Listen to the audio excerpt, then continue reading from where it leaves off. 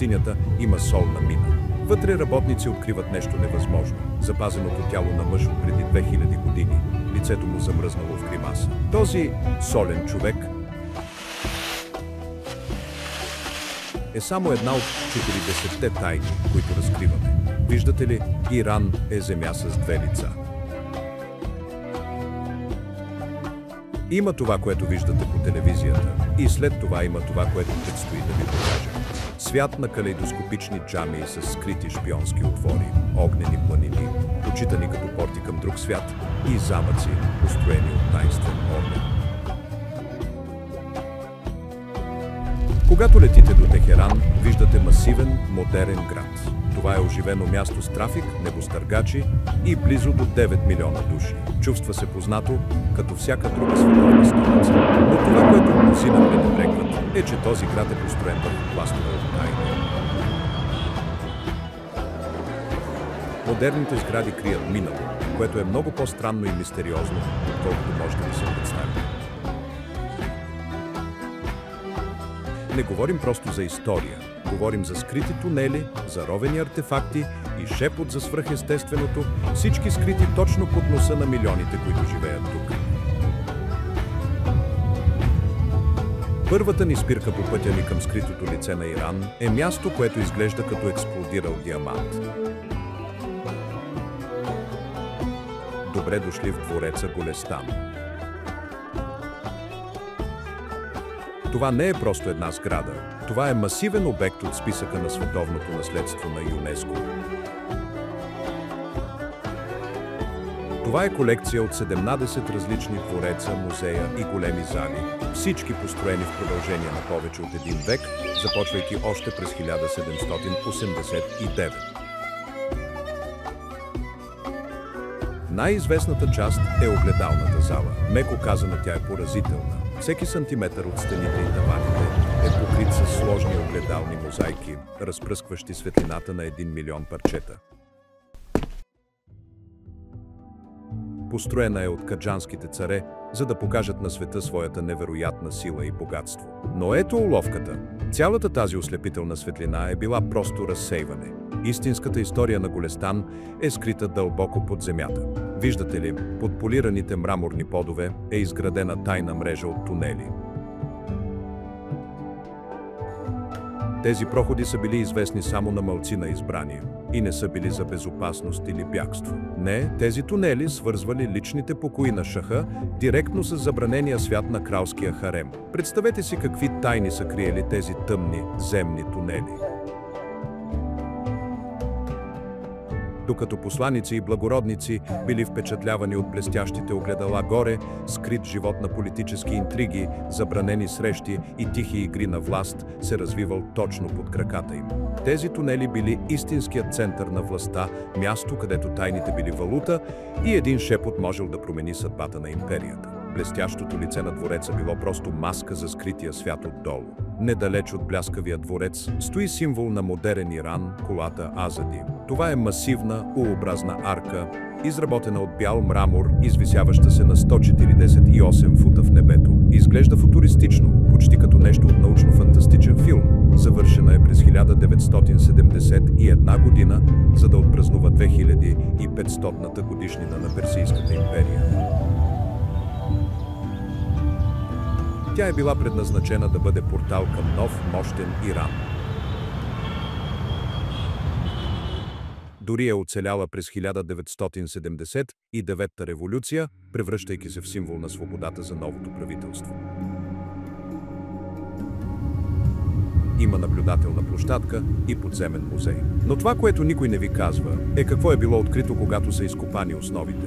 Кулата е проектирана от студент, който е спечелил конкурс, факт, който вече е доста удивителен. Но скритата история е много по-стара. Докато работниците копаели дълбоко в земята, за да построят това модерно чудо, започнали да циркулират шепоти. Те казали, че разкопките са разкрили нещо древно, нещо, което не се вписва в официалната история.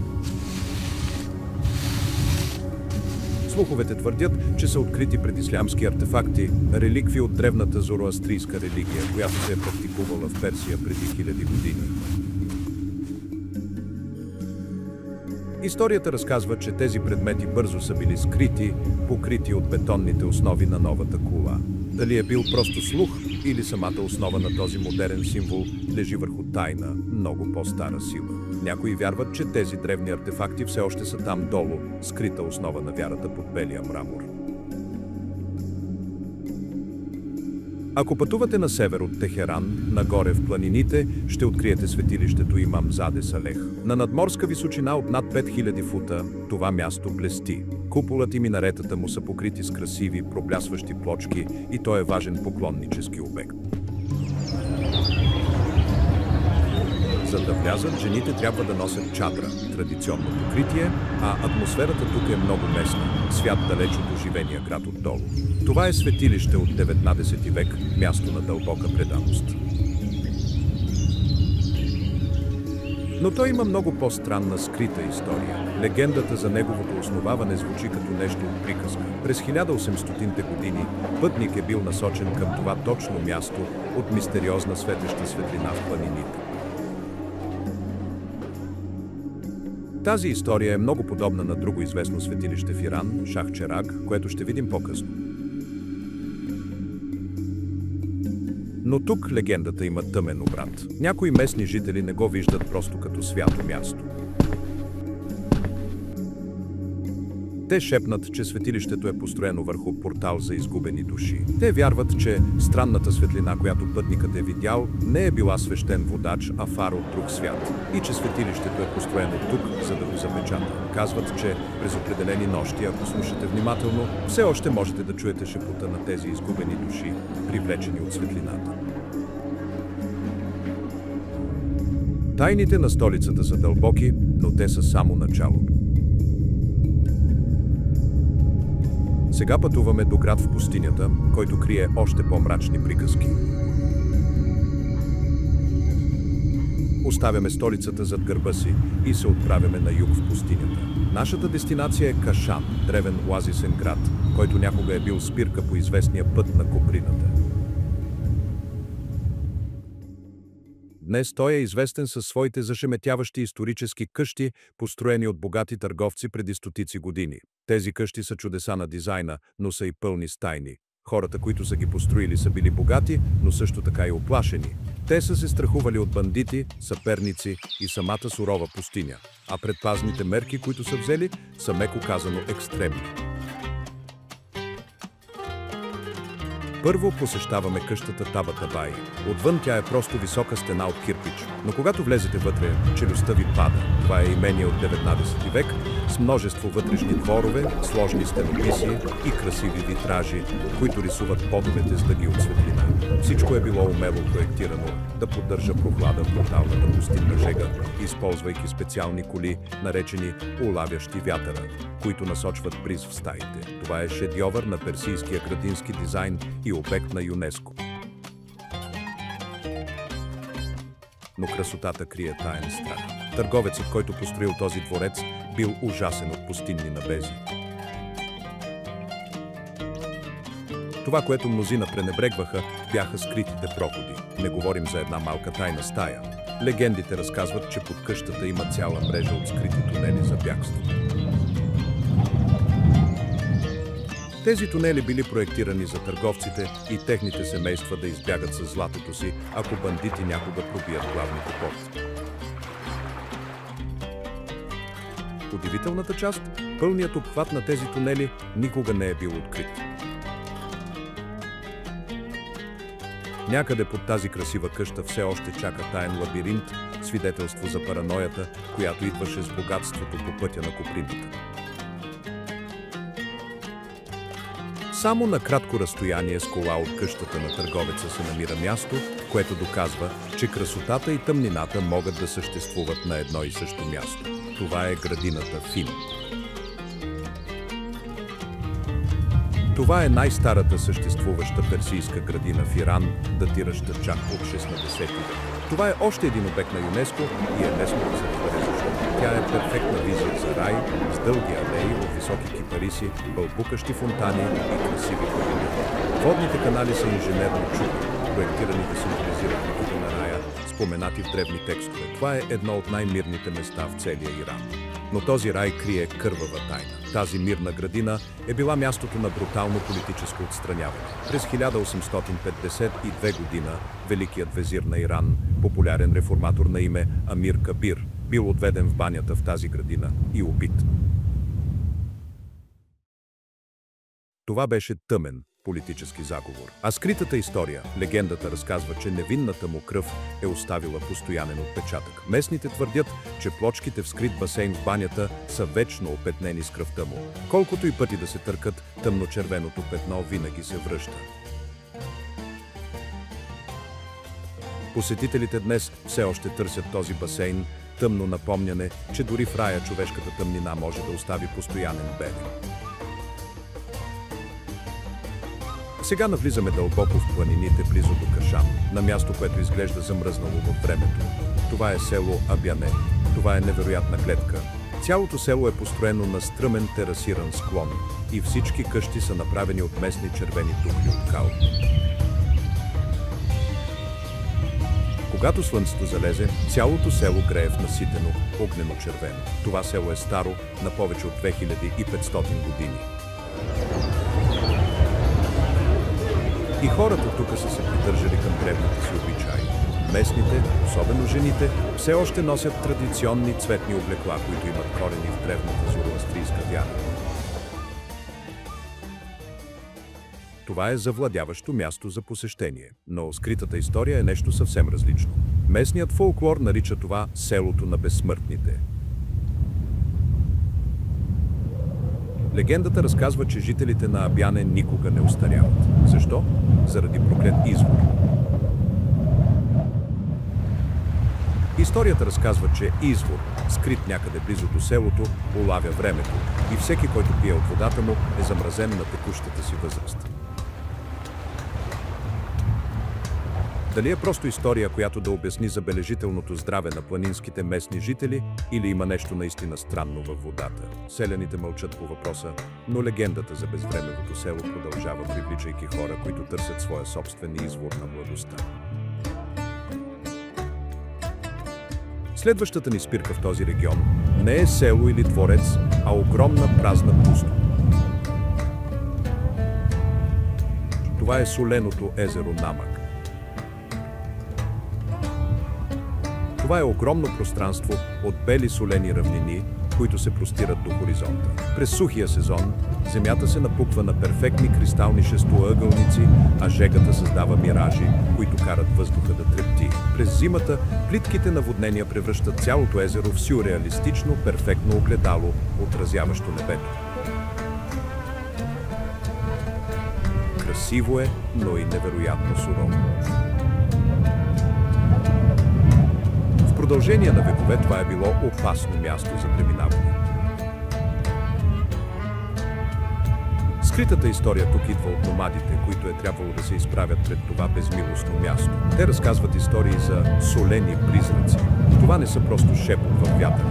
Номадите вярват, че цели кервани, изгубени в внезапни бури или победени от жажда, са били перфектно запазени от султана. Те казват, че тези изгубени души, мумифицирани със своите камили и стопи, все още бродят по солените равнини, появявайки се като призрачни миражи, за да примамят други пътешественици към гибелта им. Звучи като чиста фантазия, нали? Но след това, в други части на Иран, археолози са открили солените мъже. Древни, перфектни запазени. Изведнъж номадските приказки за солени призраци изглеждат много по-реални. От обитавани от духове езера и безвремени села, нашето пътешествие сега ни отвежда до град на поети, крале и още повече призраци. Сега пътуваме на юг към Шираз, град, синоним на поезия, градини и вино, поне преди революцията.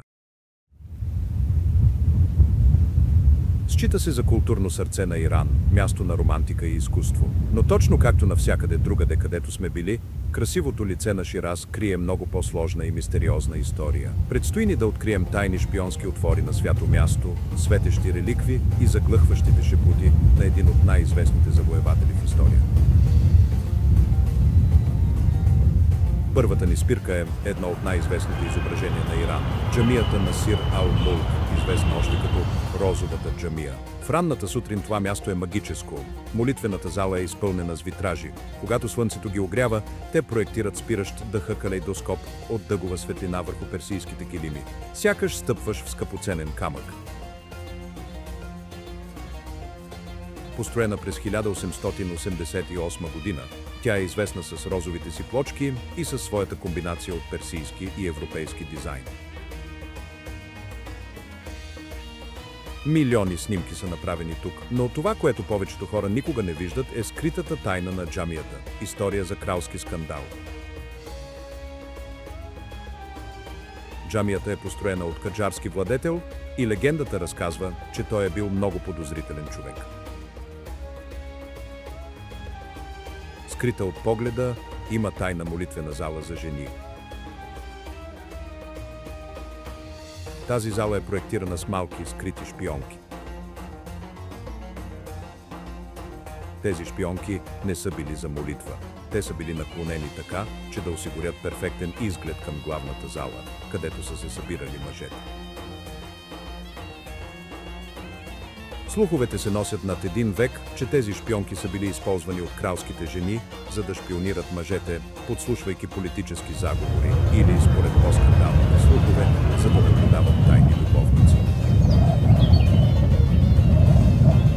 От джамия на светлина и тайни отиваме към такава, която сияе с различен вид светлина. Това е светилището Шах Черак. Меко казано, това място е на друго ниво. Името означава кралят на светлината.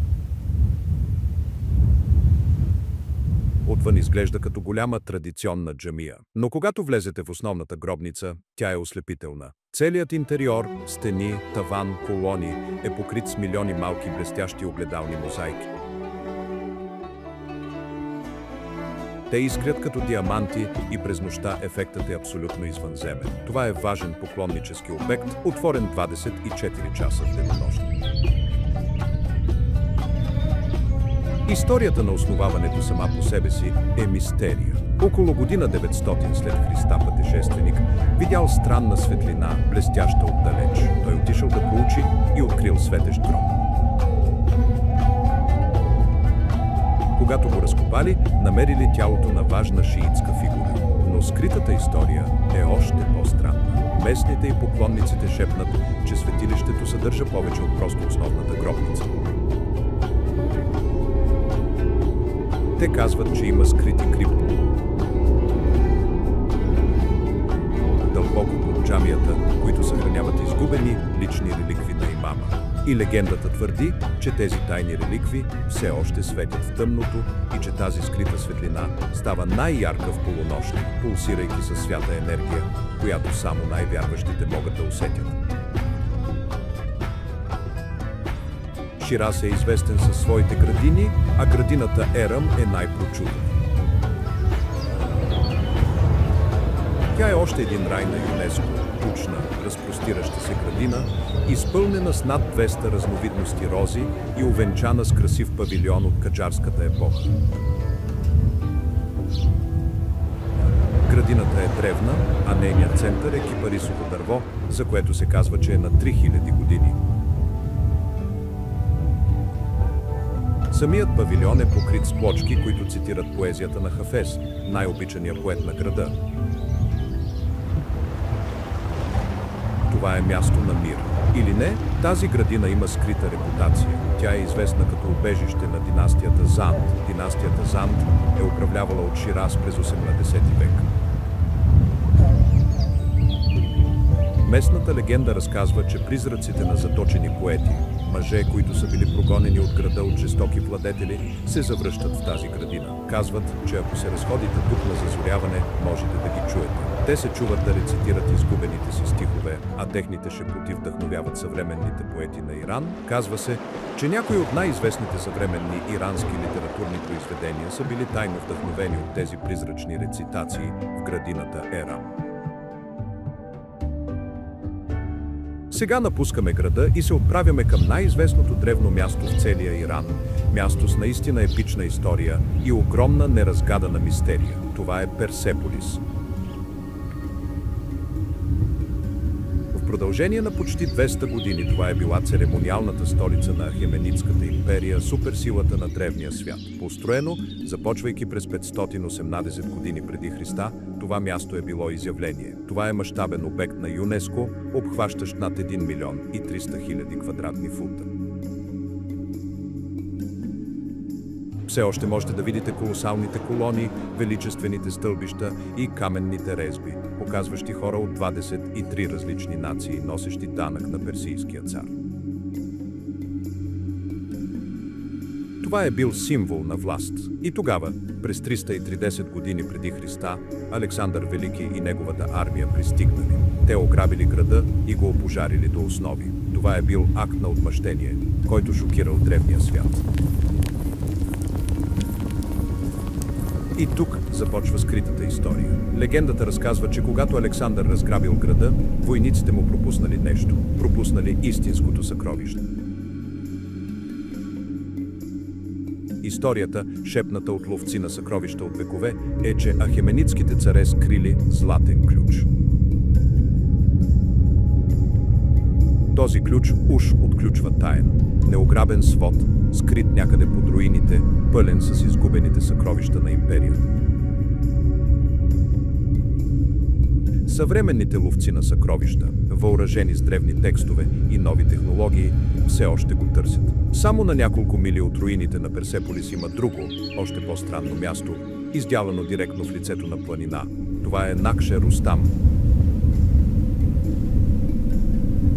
Това са гробниците на най-великите персийски царе, включително Дарий Велики. Това са масивни кръстовидни входове, издълбани на стотици фута нагоре по отвесна скала. Как са построени остава загадка, под гробниците има огромни сложни скални резби, показващи известни битки и древни зороастрийски огнени олтари. Това е древен некропол, град на отминалите, датиращ от 6 век преди Христа. Мястото има зловещо, мощно усещане и, разбира се, скрита история. Мястото е известно със своята странна акустика. Местните го наричат мястото на царските шепоти.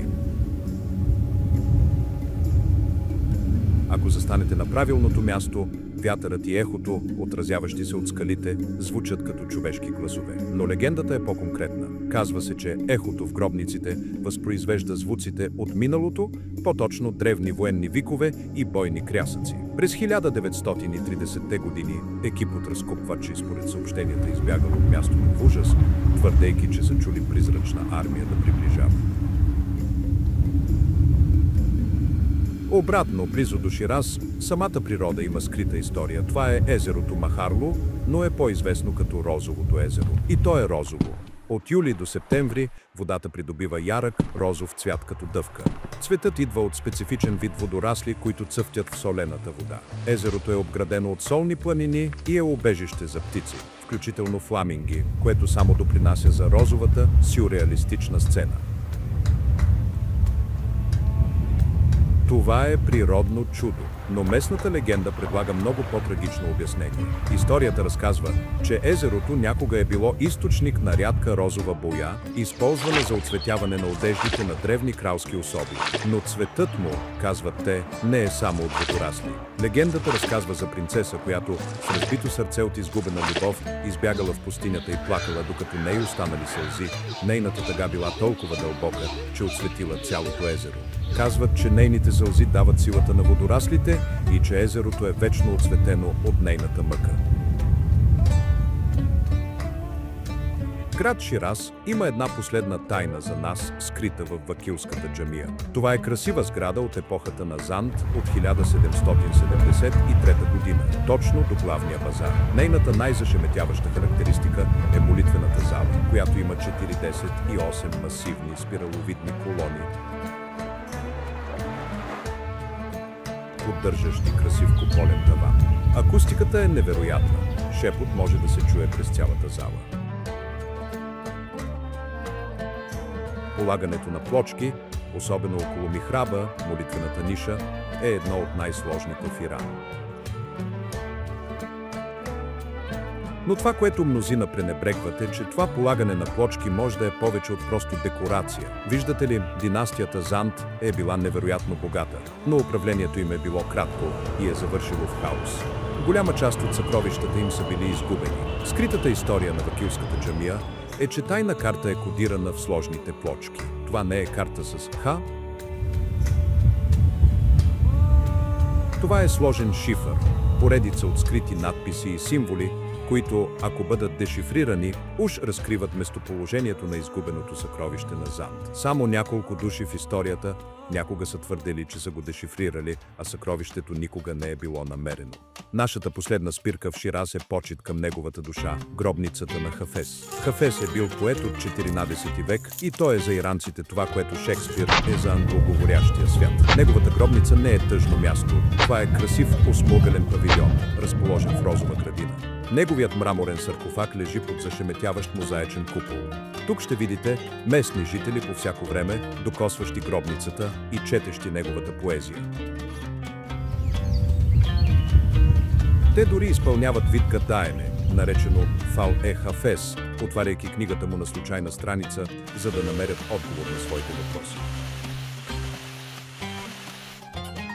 Любовта към Хафез е силна. Толкова силна всъщност, че е създала една наистина странна скрита история. Легендата разказва, че поетът не е наистина изчезнал. Казват, че призракът на Хафез все още съчинява нови стихове. През нощите с пълнолуние, духът му се казва, че броди из розовите градини, а сутрин са откривани нови стихове, мистериозно изписани върху градинските камъни или написани на късчета хартия, оставени до гробницата.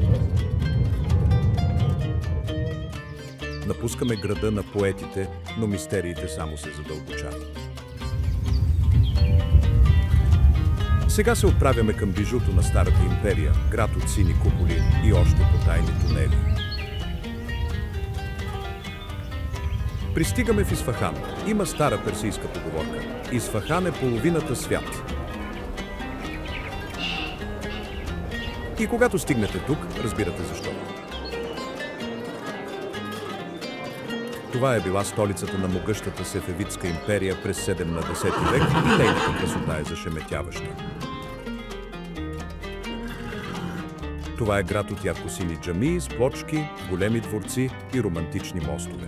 Но това, което никой не ви казва, е, че тази половина свят е построена върху друга, тайна половина, свят от подземни тунели, прокълнати камъни и скрити алхимични лаборатории. В сърцето на Исфахан е площад Накше Джахан. Това е един от най-големите градски площади в света, втори само след Тиенанмън. Той е обект на световното наследство на ЮНЕСКО и е масивен. Той е построен през 1602 година като кралско поле за полова и все още можете да видите каменните врати. Днес това е място с фонтани, конски карети и огромен базар, който обгражда целия площад. Той е заобиколен от две от най-красивите джамии в света и голям дворец. Това е публичното лице на една империя, но той има скрита страна. Виждате ли, Сефевидската империя е била изградена върху търговията, особено коприната.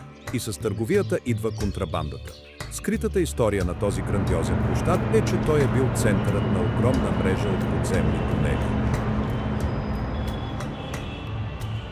Тези тунели не са били само за кралското семейство. Те са били търговски артерии, построени за контрабанда на коприна, подправки и други стоки.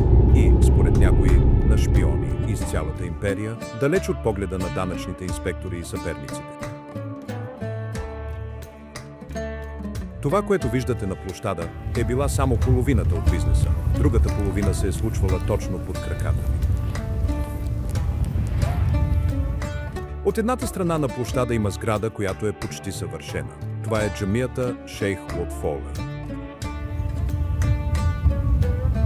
Тя е известна със своя зашеметяващ купол с кремав цвят, който е покрит със сложен модел от плочки, който прилича на опашка на палма. Странно е също така за една джамия.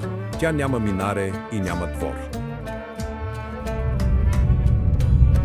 Това е така, защото това никога не е била публична джамия. Това е било личното място за молитва на царя Шах Абас I и неговия харем. Входът е тъмен, извиващ се коридор, проектиран да ви накара да се почувствате смирени, преди да влезете в зашеметяващата, изпълнена със светлина молитвена зала. И този скрит вход е ключът към неговата тайна, защото Шах Абас е бил, меко казано, много потаен човек. Скритата история е, че тунел е бил построен директно от тази джамия до двореца Али Капу от другата страна на площада. Този тунел е бил за една цел – да позволи на жените от харема на Шаха да ходят на молитва, без никога да бъдат виждани публично. Но легендата има по-романтичен и леко зловещ врат. Казва се, че Шахът е използвал също този тунел за собствените си тайни срещи и че по здрач все още можете да чуете слабото ехо на смях и шепот от жените, които са използвали този скрит проход.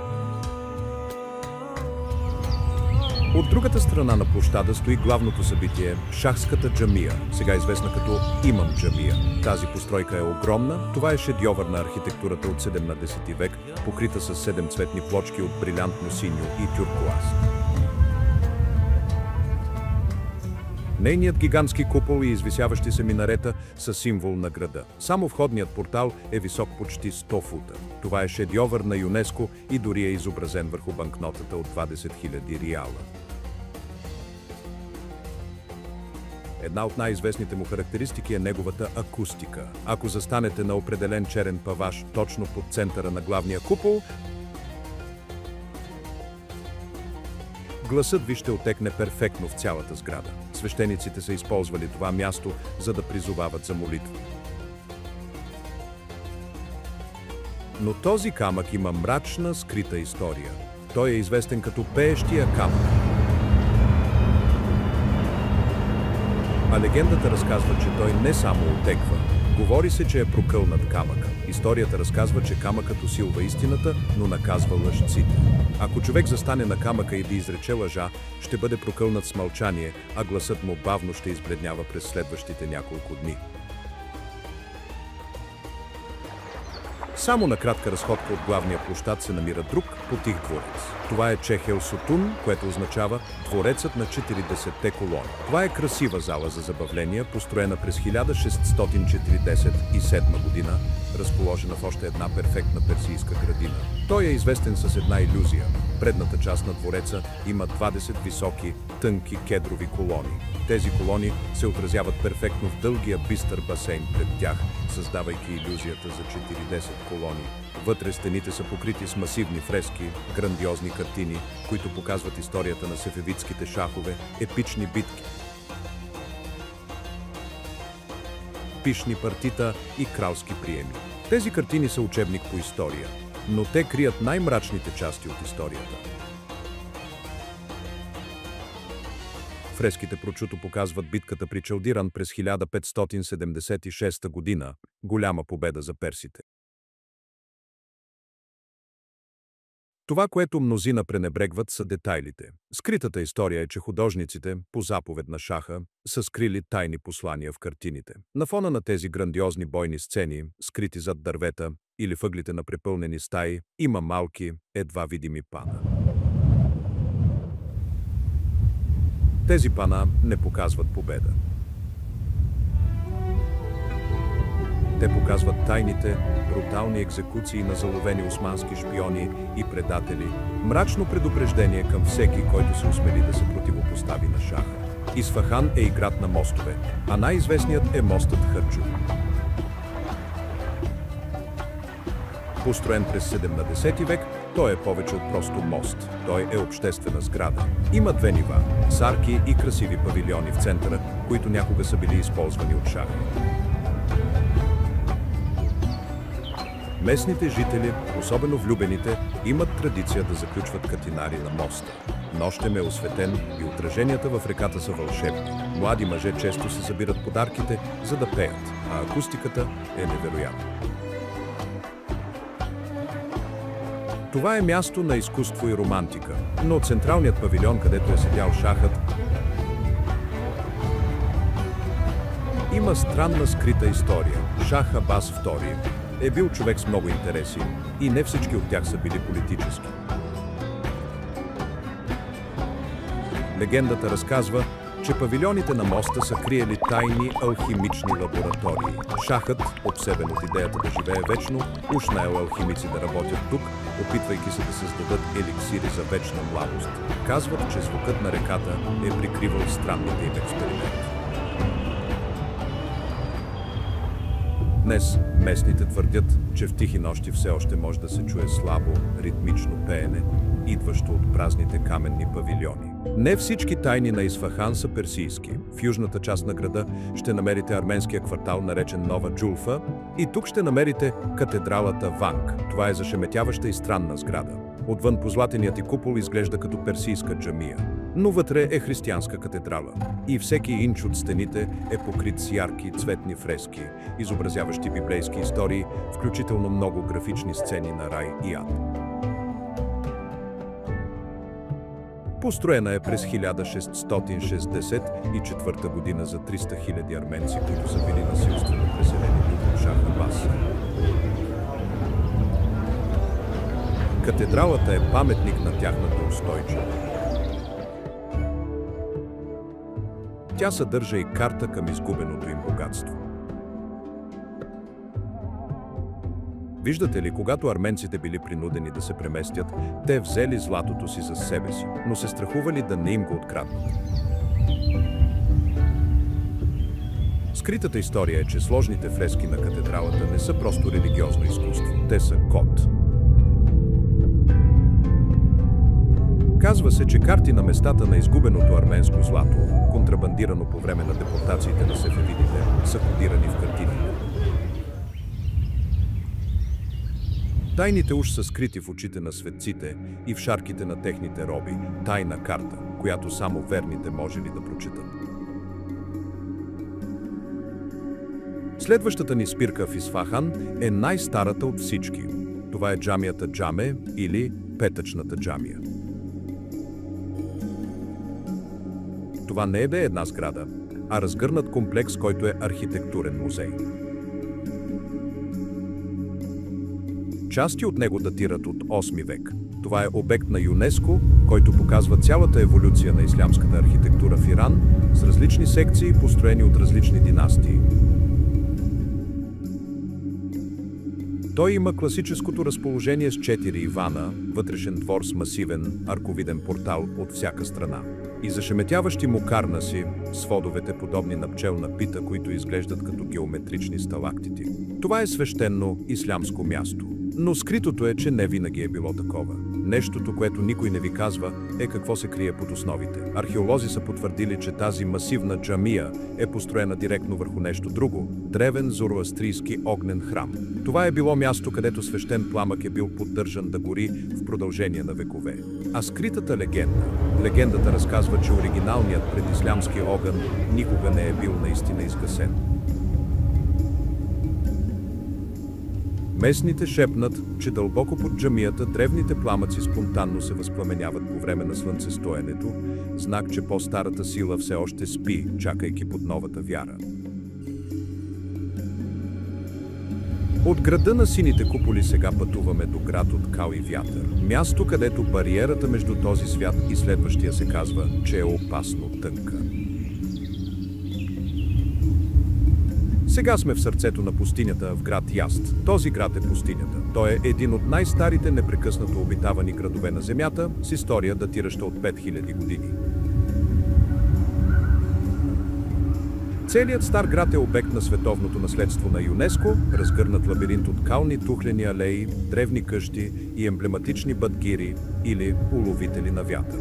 Тези коли са древният климатик на града, улавяйки най-лекия полъх и насочвайки го надолу към домовете отдолу.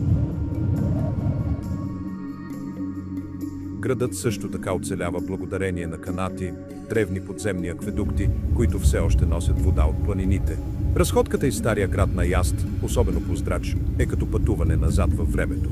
Извиващите се тесни алеи са проектирани да бъдат объркващи, за да спрат нашествениците. Но местната легенда разказва, че те спират и нещо друго. Това е домът на пустинния джин. Джиновете са свръхестествени същества в ислямската митология, духове, направени от бездимен огън.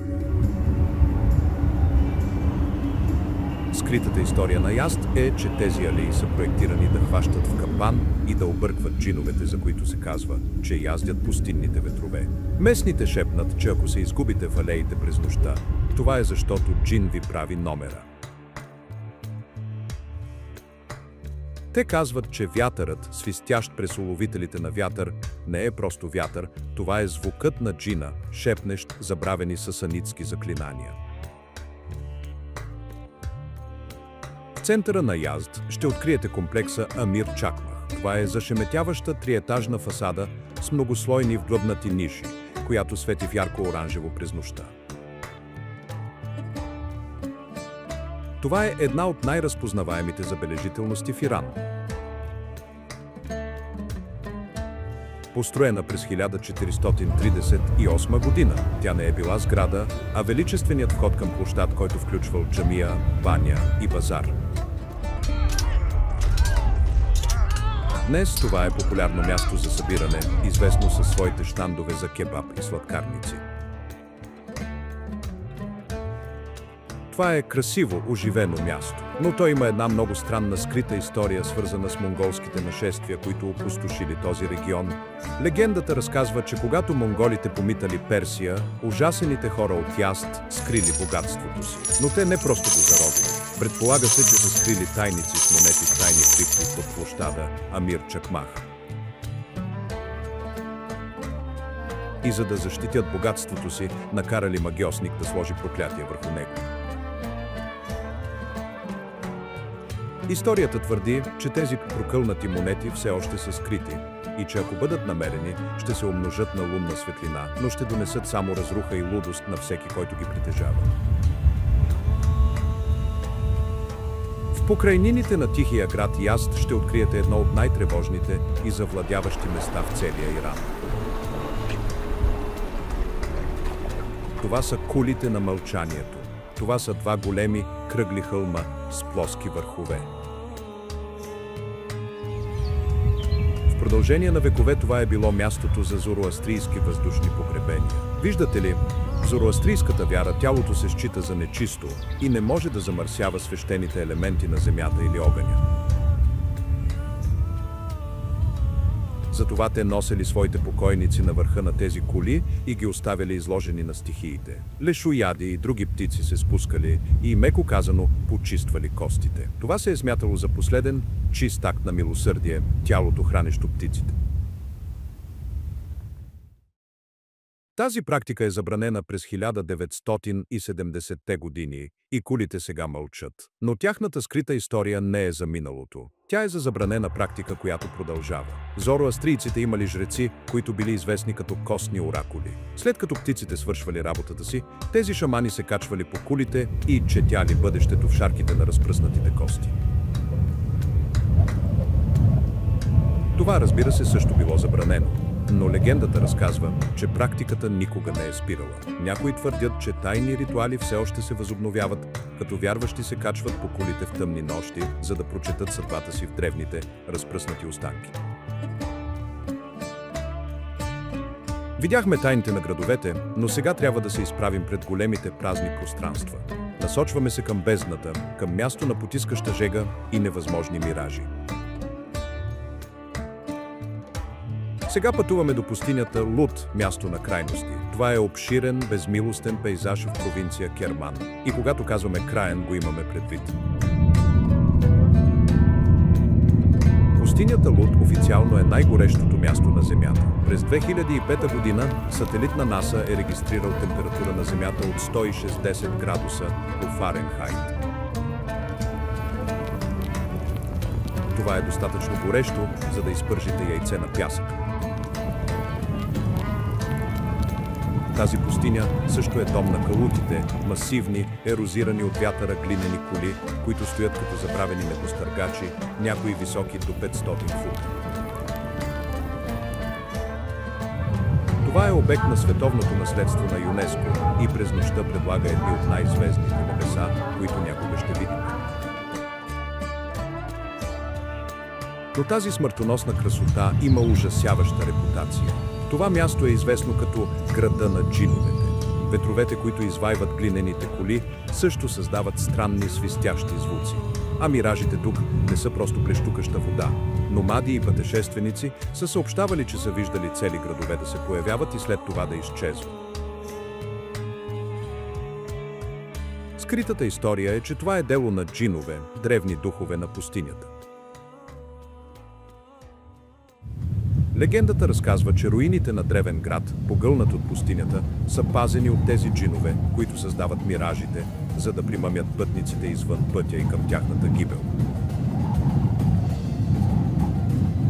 Нарича се Бермудският триъгълник на Иран, по причина безброй номади и кервани са изчезнали тук безследно. На ръба на тази обширна пустиня стоеше едно от чудесата на древния свят – Арге-Бам.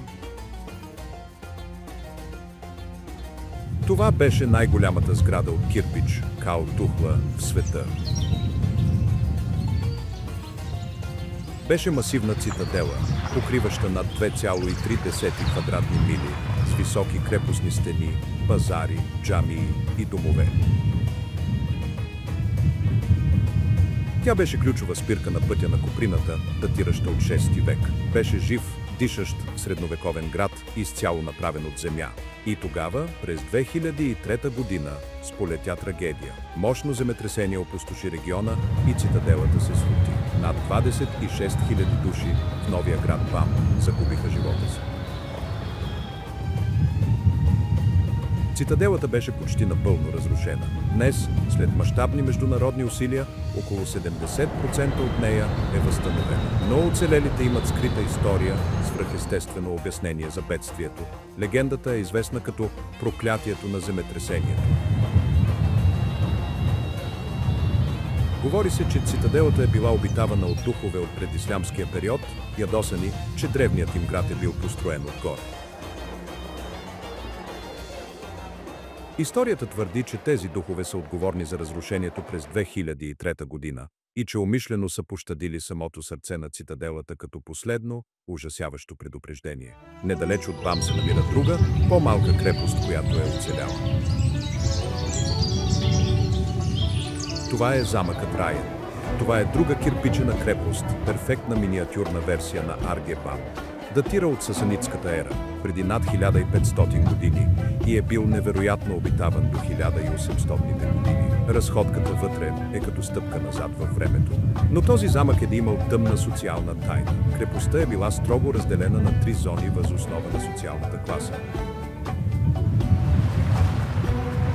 Една за краля и лордовете, една за богатите граждани и една за обикновените селяни и слуги. Стените между тези зони са били високи и смесването е било забранено. Но, разбира се, това не е спряло хората. Скритата история на замъка Раен е история за забранена любов. Говори се, че са били построени тайни проходи не за война, а за да позволят на влюбени от различни класи да имат тайни срещи. Тези срещи между лордове и обикновени хора са били опасна игра и все още се говори, че проходите отекват с шепота на тези тайни романси. Пустините на Иран са пълни с странни звуци. Връщаме се в пустинята Лут, специфична област, известна като Шахдат Калуц. Това са ярдангите, гигантските, изваяни от вятъра коли, за които говорихме по-рано. Изглеждат като извънземен град, гора от пясъчни и глинени коли, издигащи се от безкрайните солници. Миражите тук са силни, често създаващи илюзията за градове-призраци на хоризонта по обяд. Това е едно от най-тихите места на Земята, докато вятърът не се засили. Скритата история тук е за свистящите дюни. Пясъците в тази част на пустинята са уникални. Когато духа вятър, песачинките се трият една в друга по начин, който създава дълбок, стенещ или свистящ звук. Това е естествено явление, но легендата е много по-мрачна. Това е била коварна част от 2000-летния търговски път. Легендата разказва, че дюните не свистят, те пеят. Те пеят траурни песни за хилядите търговци и кабини, които са били погребани живи тук при внезапни бурни пясъчни бури. Казват, че това е звукът на хиляди души, хванати в капана на пясък. Близо до град Исфахан, но все още дълбоко в пустинята, е пустинята Варзанех. Това е популярно място за авантюристи, с огромни красиви пясъчни дюни, идеални за камилски сафарита и къмпингуване под звездите. Намира се до друго масивно солено езеро, басейна Гъвкуни, където солни кристали хрущят под краката ви. Една от най-уникалните му характеристики са черните пясъчни дюни, отцветени от минерали от близка река. Това е място за приключения. През деня този пейзаж е спиращо дъха платно от злато и бяло. Туристите се стичат тук, за да изпитат тръпката от карането на пясъчен борд по високи склонове и дълбоката тишина, която само огромна пустиня може да предложи. Небето през нощта, далеч от светлините на Исфахан, е блестящ килим, който изглежда достатъчно близък, за да го докоснеш. Това е Иран, който туристическите водачи обичат да показват. Красив е, достъпен и безопасен. Но старите керванджи разказват различна история. Те имат легенда за призраците на камилите. Казват, че в тази пустиня понякога се появяват призрачни стада от камили, особено по време на пясъчна буря или в безлунна нощ. Легендата е конкретна. Тя разказва за богат търговец на име Ал-Карим, който е водил керван, натоварен с безценни куприни и подправки преди векове. Те били хванати в Шаб-е-Тарик, тъмна пясъчна буря, която продължила 3 дни и 3 нощи. Вятърът виел като оплакваща жена, а пясъкът закрил слънцето. Водата им свършила. Техният водач, заслепен от щипещия пясък, накрая признал, че е изгубен. Един по един мъжете и животните започнали да припадат. Точно когато Ал-Карим поемал последния си дъх, заобиколен от провалилото му се богатство, той се помолил не за богатство, а за вода. Казва се, че молитвата му била чута. Видял трептяща, призрачна камила на хоризонта, чиято форма се колебаела в жегата. Слаб и бълнуващ, той и останалите му мъже се заклатушкали след нея.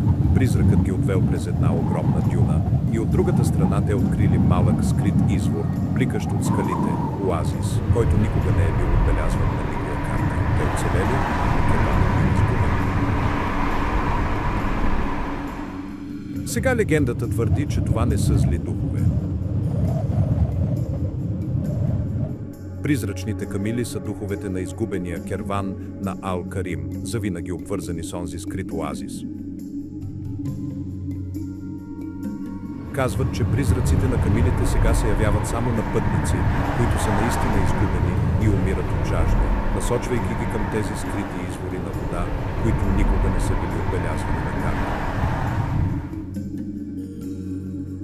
Това е история за надежда в пейзаж, който често не предлага такава. Но там, където една пустиня предлага призрачно спасение, друга обещава само забрава.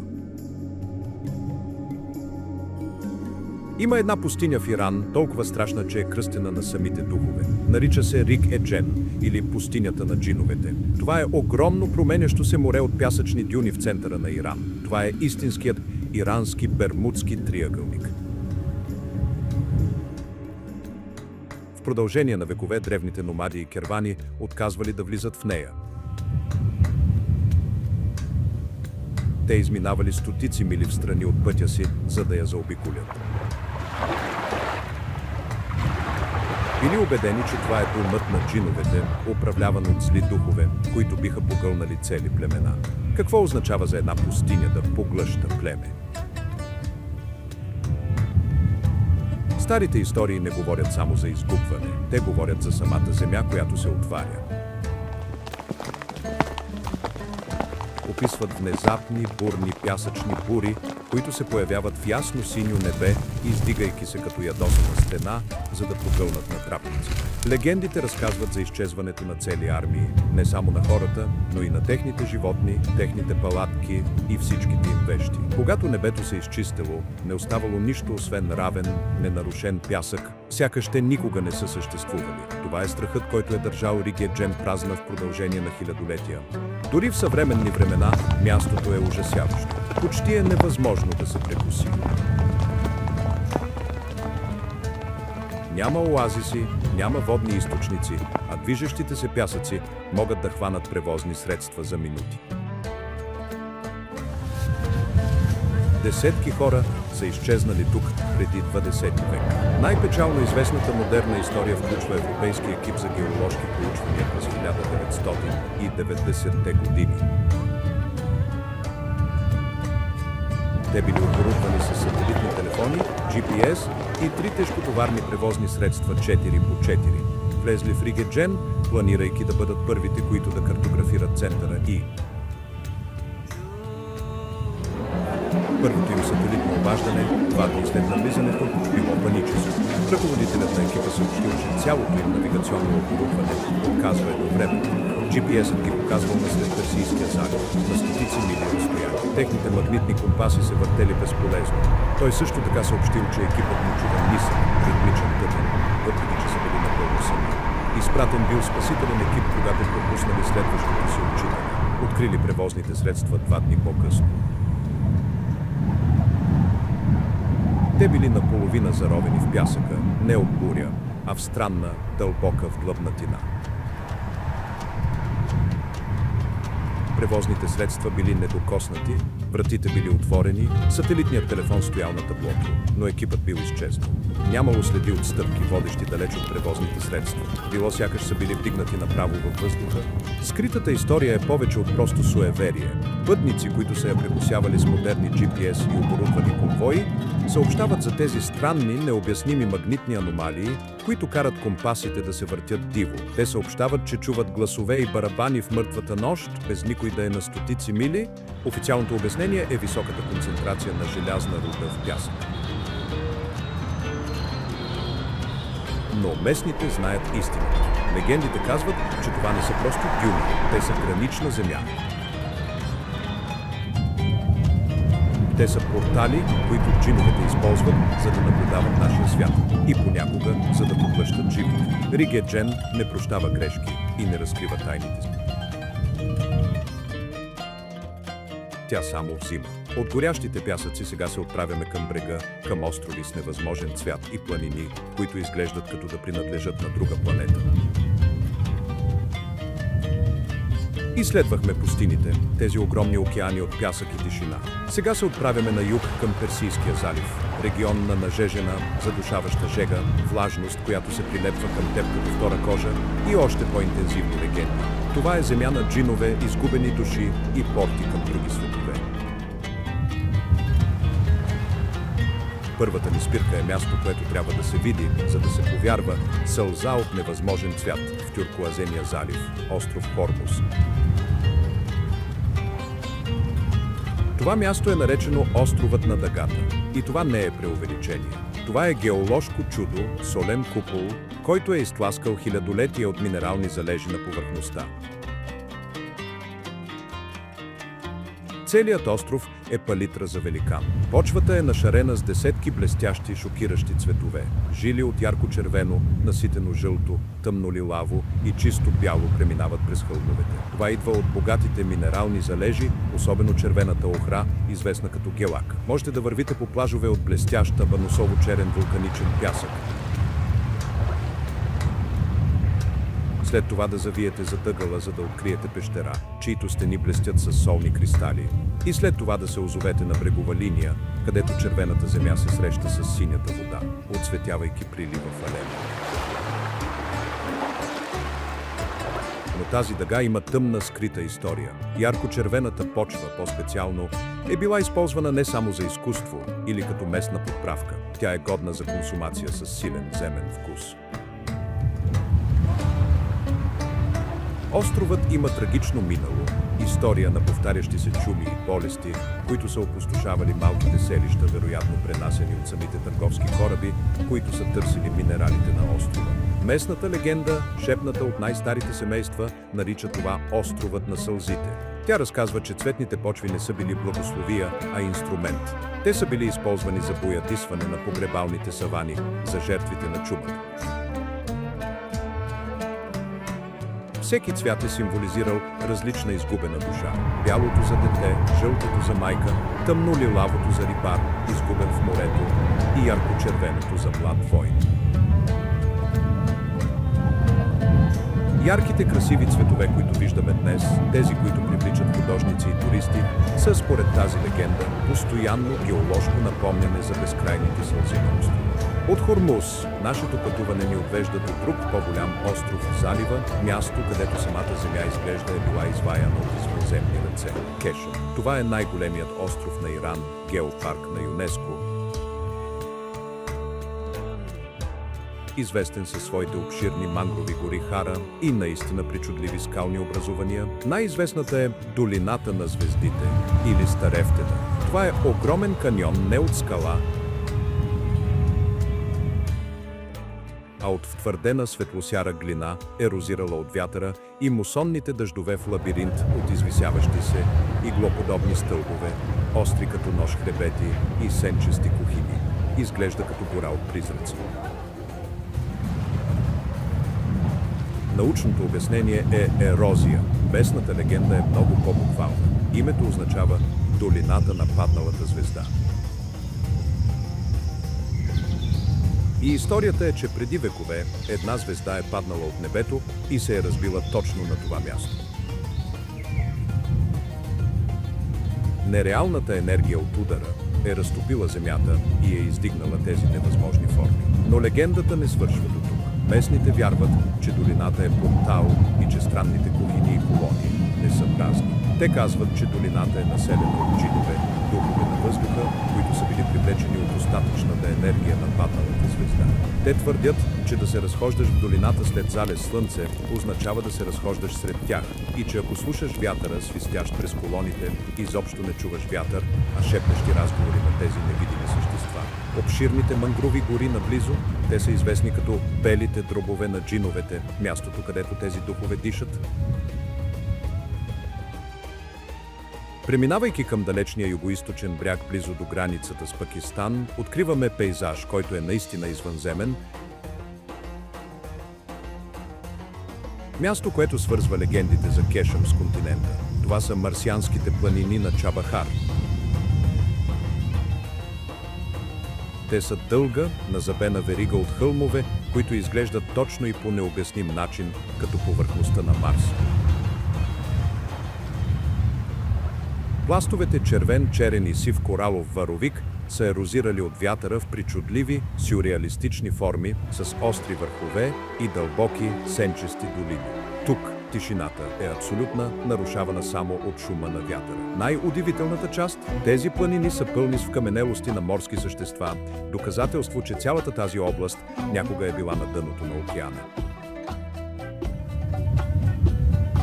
Това е мечтата на всеки геолог. Но местните балучи, които живеят на този суров бряг от векове, имат друго обяснение. Те не вярват, че това са просто планини. Скритата история тук е за извънземни вкаменелости. Местните твърдят, че планините не са от Земята. Те разказват приказки за време преди много отдавна, когато една звезда, може би същата от легендата за Кешъм, е паднала от небето и се е разбила в океана, създавайки тези планини от изместеното морско дъно. Те казват, че вкаменелостите, които намирате, не са на обикновени морски създания, а на древни морски чудовища или, според някои останки от самите извънземни, пилотите на падналата звезда. Те шепнат, че да се копае твърде дълбоко тук, означава да рискуваш да събудиш нещо, което не е от този свят. Нещо, което е спало под червения камък от еони. Точно където марсианските планини срещат морето, можете да намерите плаж Дарак. Това е едно от най-сюрреалистичните и красиви места в Иран, а може би и в света. Това е място, където пустинята буквално среща морето. От едната страна има високи златисти пясъчни дюни, част от обширната вътрешна пустиня. От другата, тюркоазените вълни на Оманския залив се разбиват на брега. Това е един от най-чистите и недокоснати плажове в страната. И можете да направите преход с камила точно по ръба на водата на разсъмване, с крака в пясъка и морски пръски по лицето. Но местните рибари, които познават този бряг по-добре от всеки друг, разказват скрита история. Плажът е осеян с мангрови дървета, чието корени се усукват надолу във водата. Легендата е за шепотите на мангровите гори. Рибарите твърдят, че душите на корабокруширали моряци, изгубени в коварните, скалисти води край този бряг, са попаднали в сложните корени на мангровите дървета. Те казват, че ако се доближиш твърде много до дърветата по време на прилив, когато водата се носи през корените, можеш да ги чуеш. Те не само шепнат, те мърморят последните думи на моряците, техните съжаления и техните предупреждения. Легендата разказва, че те се опитват да примамят други рибари да се отклонят,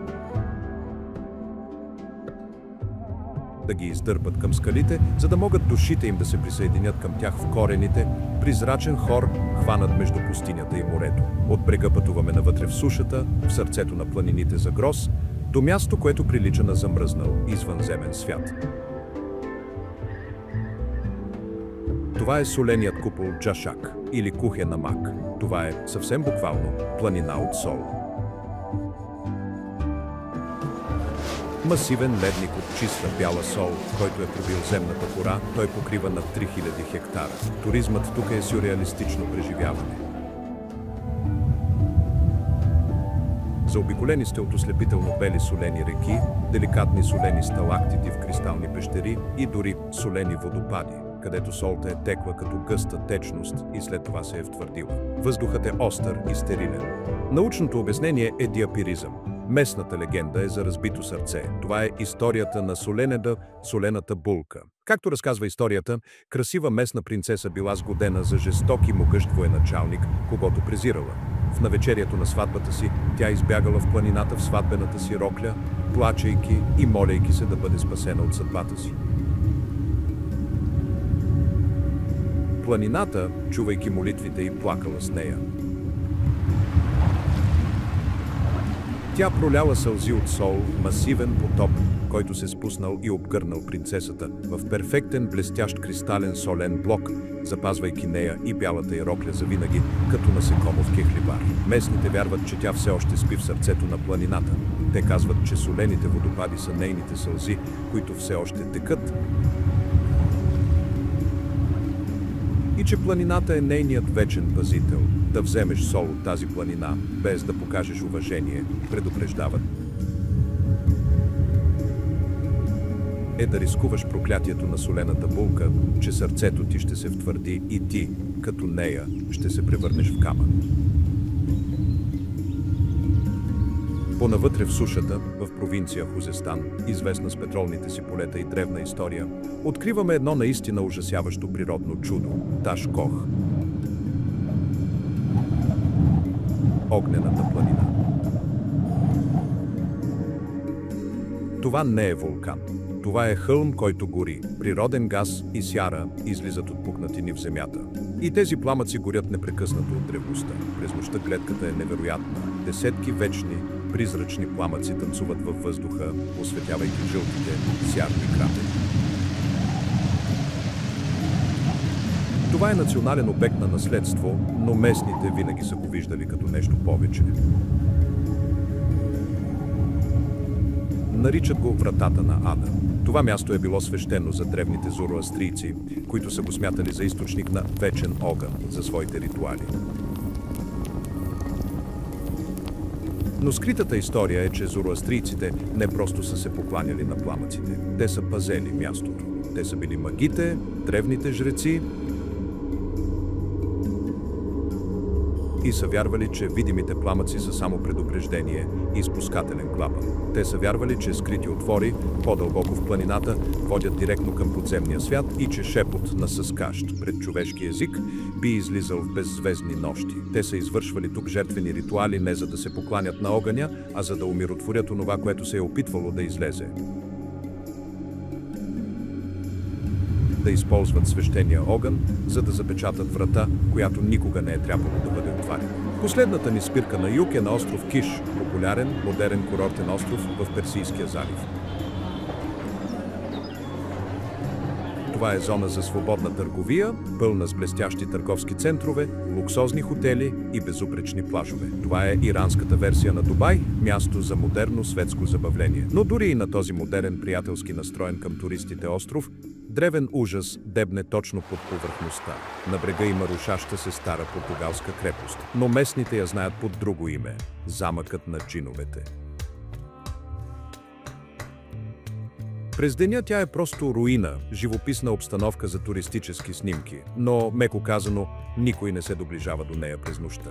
Скритата история е ужасяваща. Замъкът е построен над поредица от дълбоки, облицовани с камък кладенци, които сега са блокирани и запечатани с бетон. Местните казват, че след залез слънце отвътре на тези запечатани кладенци могат да се чуят ужасяващи, гърлени вои и смразяващи кръвта писъци.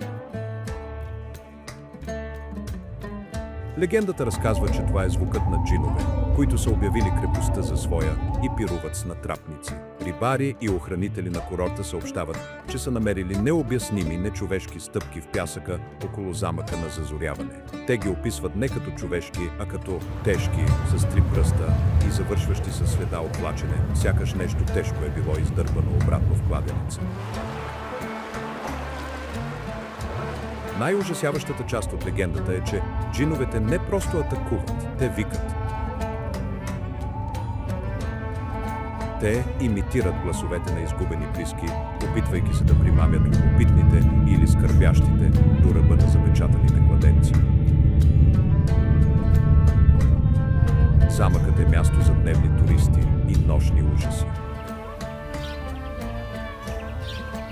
Видяхме духовете на юга, портите на ада и сълзите на дъгите. Сега пътуваме до планините на север и запад, до места на убийци, призраци и мумии. Виждали сме пустините, градовете и крайбрежията.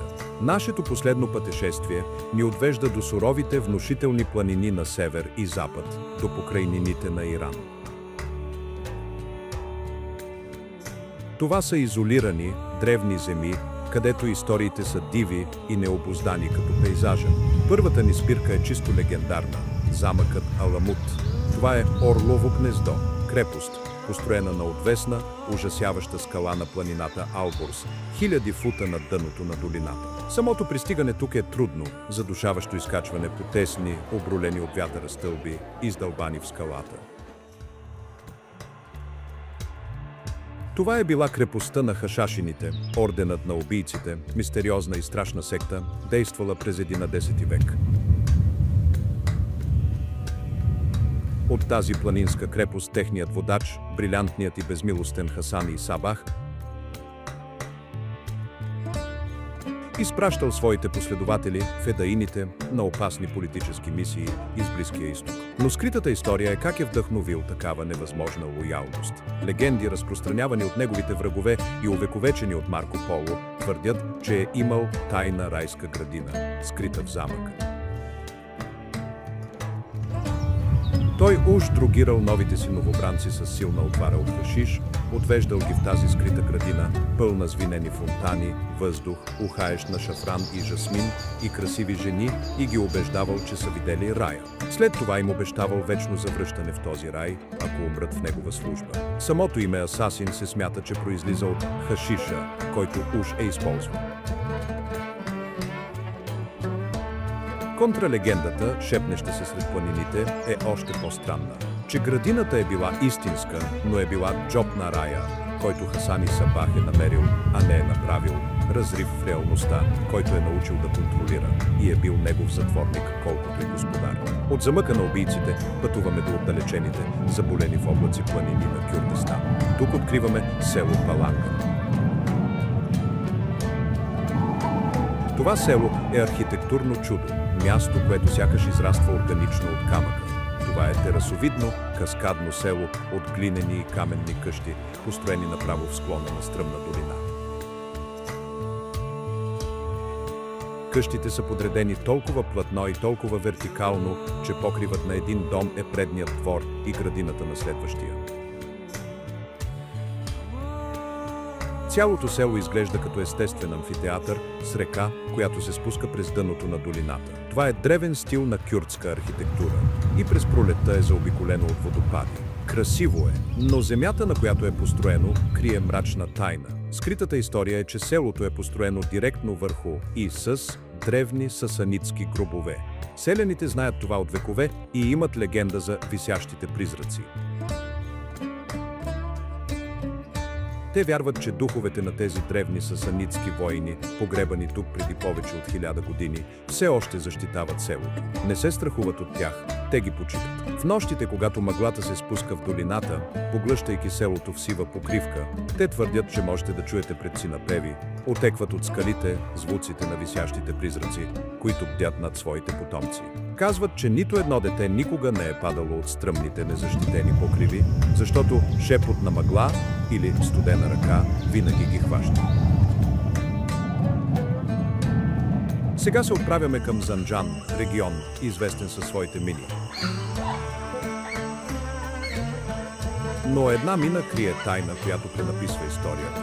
Това е солната мина Чехрабад. През 1993 година миньори копаели сол, когато открили нещо, което не би трябвало да е възможно. Това била човешка глава, перфектно запазена от солта, с дълга, сплетена брада, една златна овеца и широко отворени втренчени очи. Това бил солен човек, миньор от около 300 от нашата ера, мумифициран мигновенно от солта, която копаел.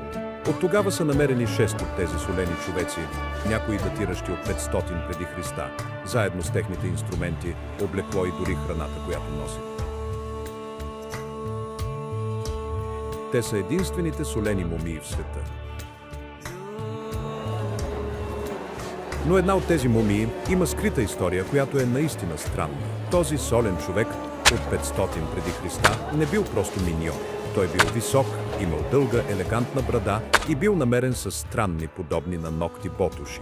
Тези ботуши били практичен миньорски инструмент, направен от нещавена кожа на планинска коза, с копитата и всичко останало, за да му осигурят по-добър захват върху солта. Легендата разказва, че историите за този солен човек, предавани от миньорите, се разпространили из древния свят по пътя на Куприната. Мълвата е, че тези истории за брадат мъж с кози крака, ботушите и овеца, намерен дълбоко в планина, в крайна сметка достигнали до римските легионери, разположени в Партия. Историята, вече изкривена и преувеличена, вдъхновила или поне силно повлияла на римските и гръцките митове за сатира, получовешкото, полукозе същество от горите. Този древен, запазен миньор, трагично загинал при срутване на тунел, може да е реалният източник на ужасяващ и причудлив мит. От солните мини се отправяме на изток към провинция Азербайджан, към свиващите се брегове на езерото Урмия. Някога това е било най-голямото солено езеро в Близкия изток, огромно вътрешно море. Днес, поради сушата и изменението на климата, то се свива, оставяйки след себе си хиляди квадратни мили напукани, бели, блестящи солени равнини. Малкото вода, която остава, често придобива шокиращо кърваво-червен цвят от водорасли, които процъфтяват във водата с висока соленост. Това е екологична трагедия, но местните хора имат легенда, която я превръща в епос. Това е легендата за сълзите на червената кралица. Историята разказва, че езерото някога е било магическо огледало на могъща сасанитска кралица. То било толкова голямо, толкова чисто, че тя можела да види цялото си царство в отражението му. Когато царството й било завладяно и съпругът й бил убит в битка, тя яздила до бреговете на езерото, счупила огледалото с меча си в пристъпна скръб и езерото се счупило с нея. Водата започнала да изчезва, свивайки се, точно както се била свила нейната власт. Кърваво-червените водорасли, които цъфтят във водата, местните казват, че това са последните капки от нейната кръв, обагрящи езерото с нейната скръб. Да ходиш по огромните солени равнини по залез слънце, казват. Е като да ходиш в нейното разбито, празно сърце и ако вятърът е подходящ, все още можеш да чуеш как плаче. Сега пътуваме от оживените градове и древни руини до място, което модерните карти разпознават, но древните страхове завладяват. Следващата ни спирка е, може би, най-страшната от всички. Пътуваме на североизток, близо до свещения град Машхад, място за поклонение и молитва. Но само накратко, 40-минутно пътуване от свещените храмове на града, се намира място, което се усеща дълбоко, ужасяващо несвято. Това е място, за което местните шепнат, място, известно като гората на писъците на Сарбар. През деня никога не бихте разбрали за тъмната й репутация. Това е красива, гъста гора. Туристи и планинари вървят по мъгливите й пътеки, възхищавайки се на древните, изкривени дървета, които сякаш се протягат към небето. През есента листата светят в брилянтен, почти неестествен, зловещ червен цвят. Това е мечтата на всеки фотограф. Въздухът е свеж, земята е мека, а тишината е спокойна. Това е идеалното бягство от града. Но този мир е лъжа. Това е маска, носена само от слънцето. Когато слънцето се скрие зад планините, това място се променя. Маската пада. Скритата история, тази, която се шепне с приглушени гласове, е точно в името му. Местните, с истински страх в очите си, ще се закълнат в това. През нощта, ужасяващи, смразяващи кръвта писъци отекват дълбоко из дърветата. Те са непреклонни. Това не е вятърът, свистящ през клоните. Не е нито викът на лисица, нито вой на вълк. Те го описват като звука на човешки писъци. Не е един глас, а хиляди, всички наслоени един върху друг. Ужасяващ хор от чиста агония. Казват, че звучи като огромна тълпа от измъчвани хора, звук, който се надига и спада с мрака. Понякога нисък стон, понякога пронизителен писък. Какво е още по-странно? Това явление е ново. Предполага се, че е започнало само преди няколко години, около 2011 година. Гората е била тиха в продължение на векове, а след това внезапно вече не е. Естествено, експерти са се опитали да го опровергаят. Те са предложили логични, научни обяснения. Някои твърдят, че шумът е причинен от специфичен, рядък вид цикади, които роят в милиони, чийто брачен зов е усилен от акустиката на долината. Други предполагат, че е вятърът, който се промъква през новоизсъхнало речно корито, създавайки естествен, подобен на флейта резонанс. Но местните не го вярват. Нито за секунда. Казват, че никое насекомо на земята не може да звучи толкова човешки, толкова пълно с разпознаваема болка. Вярват, че гората е обладана. Вярват, че писъците са отхванати в капан духове или може би нещо по-лошо – демони. Най-популярната местна легенда разказва, че всичко е започнало, когато нов строителен проект наблизо, при изкопаване на основи за малка сграда, е открил нещо ужасно. Открили са немаркиран масов гроб. Никой не знае кои са били. Някои казват, че са били жертви на забравена чума, погребани набързо, други шепнат по тъмна история, че това е било мястото на отдавна забравена битка от монголското нашествие, място на ужасяващо клане. Легендата разказва, че копаенето е нарушило покоя им, а бездомните, ужасени духове избягали в единственото убежище, което могли да намерят – гората, и сега те крещят нощно напомняне за мъченията им, молейки техните погребални обреди да бъдат възстановени. Свещеници и дори екзорсисти са били довеждани, за да прочистят гората. Но местните казват, че не остават дълго. Те бягат от гората, бледи и разтърсени, отказвайки някога да се върнат. Всички казват едно и също. Силата в тази гора е твърде стара и твърде много. От обитаваните от духове дворци на Техеран до гора, която крещи през нощта. От огнените джинове на Киш до трагичната солена булка на Яшак. Току-що видяхме страна на Иран, която е почти невероятна. Земя, която съществува точно под повърхността на съвременния свят. Това е земя на проклятия и шепот, на свещени огньове и спящи призраци. Земя на извънземни планини, които изглежда падат от небето, и разбити сърца, превърнати в стълбове от сол.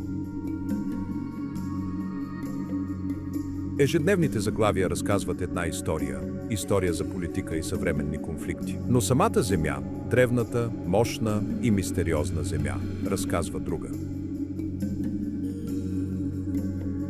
Това е много по-стара, много по-странна и, както доказват крясъците в Сарбарш, много по-ужасяваща история. Това е истинското скрито лице на Иран.